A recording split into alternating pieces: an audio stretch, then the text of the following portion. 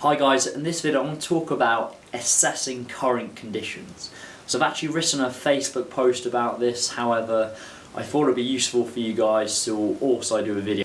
So just to give a little caveat, I'm all for following a plan. I believe if you're going to be successful in terms of building muscle and losing body fat and increasing strength, you need to have a structured plan in both your training component and your nutrition component. Both need to be planned, both need to be measured, and you need to make changes depending on your progress. However, the aspect of assessing current conditions is something that's probably missed out for most people. So let me give you an example. Just say for instance you've got a small hamstring strain.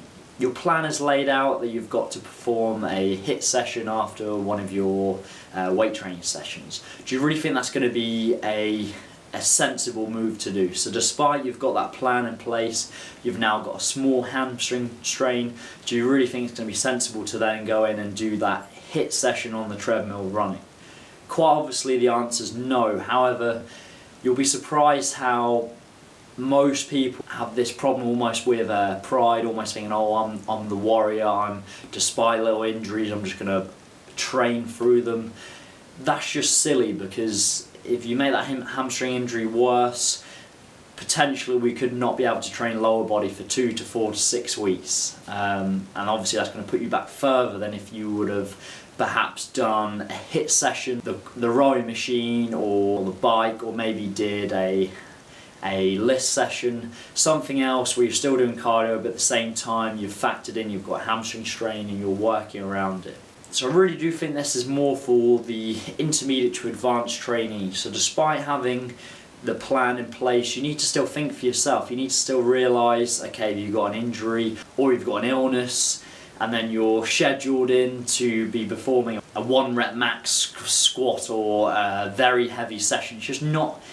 It's not sensible, really isn't. So really think about perhaps having a couple of days off and then returning back to training, perhaps starting lighter and then progressively working up. The same goes for any type of injury, could be a shoulder niggle. So for instance, I know for myself personally, I've had shoulder niggles.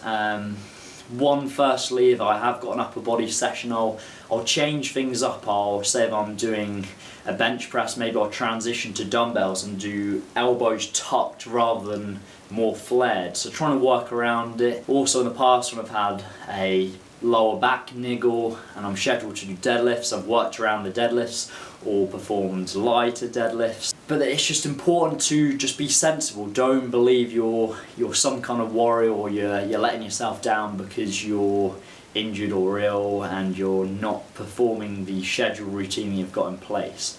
So I just think it's such an important concept to always just consider the current condition. Another example is potentially a deload.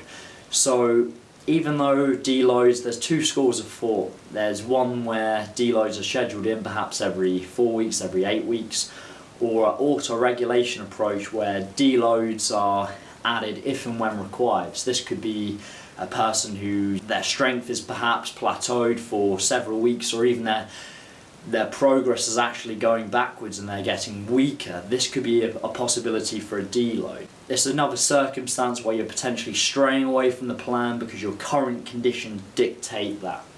So I hope you found this useful. I know I've kind of rambled on in certain different avenues, but I hope you get the point of the plan needs to be in place, but at the same time you need to be assessing your conditions, whether you've got an injury, whether you need a deload, whether you're ill or unwell, anything of the like. Assess and then just be sensible and make the appropriate decision. So I hope you've enjoyed the video. Subscribe to the channel if you haven't already. Have a good day. Thank you very much.